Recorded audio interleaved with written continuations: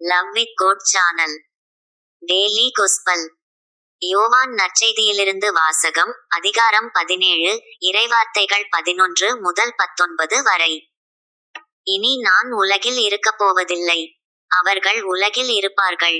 நான் உம்மிடம் வருகிறேன்.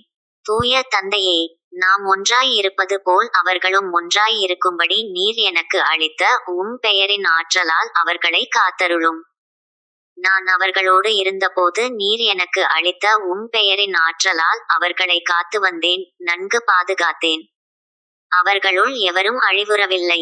மறைநூலில் எழுதியுள்ளது நிறைவேறும் வண்ணம் அழிவுக்குரியவன் மட்டுமே அழிவுற்றான். இப்போது உம்மிடம் வருகிறேன். என் மகிழ்ச்சி அவர்களுள் நிறைவாக இருக்கும்படி நான் உலகில் இருக்கும்போதே இதைச் சொல்கிறேன். உம் வார்த்தையை நான் அவர்களுக்கு அறிவித்தேன். நான் உலகைச் சார்ந்தவனாய் இல்லாதது போல் அவர்களும் உலகைச் சார்ந்தவர்கள் அல்ல. ஆதலால் உலகம் அவர்களை வெறுக்கிறது. அவர்களை உலகிலிருந்து எடுத்துவிட வேண்டுமென்று நான் வேண்டவில்லை, தீயோனிடமிருந்து அவர்களை காத்தருள வேண்டுமென்றே வேண்டுகிறேன். நான் உலகைச் சார்ந்தவனாய் இல்லாதது போல் அவர்களும் உலகைச் சார்ந்தவர்கள் அல்ல. உண்மையினால் அவர்களை உமக்கு அர்ப்பணமாக்கியருளும். உமது வார்த்தையே உண்மை. நீர் என்னை உலகிற்கு அனுப்பியது போல நானும் அவர்களை உலகிற்கு அனுப்புகிறேன்.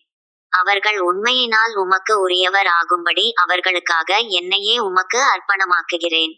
இது ஆண்டவர் வழங்கும் அருள்வாக்கு. இறைவா, உமக்கு நன்றி.